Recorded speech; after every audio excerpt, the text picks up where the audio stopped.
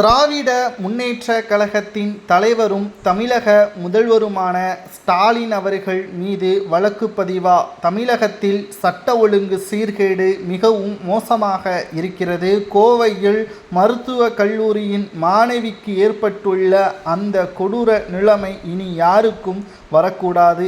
இன்னும் சட்டசபை தேர்தல் நடைபெறுவதற்கு 6 மாதங்கள் தான் இருக்கிறது.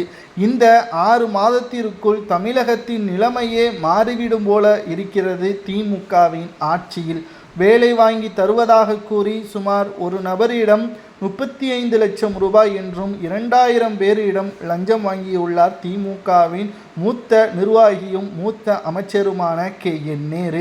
இது மட்டுமல்ல, கோவையில் நடைபெற்ற அந்த கொடூர சம்பவத்திற்கு பின்னால் இருக்கக்கூடியவர்கள் யார், சட்ட ஒழுங்கின் நிலைமை இப்படி இருக்கிறது என்றும் பொதுநல வழக்கு ஸ்டாலினுக்கு எதிராகவே பதிவு செய்யப்பட உள்ளதாகவும் எதிர்க்கட்சி தரப்பினர்கள் தற்பொழுது தகவல்களையும் வெளியிட்டுள்ளனர்.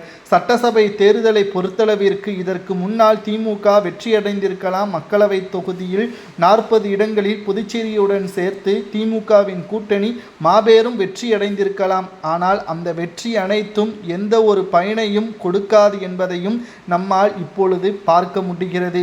மேலும் 2026 சட்டசபை தேர்தலில் திமுகவிற்கு வரக்கூடிய மிகப்பெரிய ஒரு தோல்வி 2011ஆம் ஆண்டு எதிர்க்கட்சி அந்தஸ்தை இழந்ததல்லவா, அதைவிட மிக மோசமான ஒரு தோல்வியாக அமையும். தற்பொழுது நீதிமன்றத்தில் வழக்கு தொடர்ந்து இது சம்பந்தப்பட்ட நடவடிக்கைகளையும் காவல் உயர் அதிகாரிகளிடம் விசாரணை நடத்த வேண்டும் என்ற குற்றச்சாட்டுகளும் முன்வைக்கப்பட்டு வருகிறது.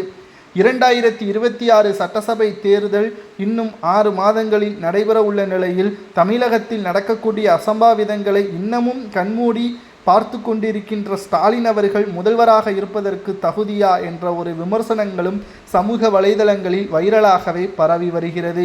2026க்கு பிறகு 2வது முறை ஸ்டாலின் முதல்வராக வேண்டும் என்று திமுகவின் தொண்டர்களும் உடன்பிறப்புகளும் தங்களது அயராத பணிகளை மேற்கொண்டு வருகிறார்கள். ஆனால் இன்னமும் தமிழ்நாட்டில் பாதுகாப்பு இல்லாத நிலைமை ஏற்பட்டு இருப்பதையும் நம்மால் கண்கூட பார்க்க முடிகிறது.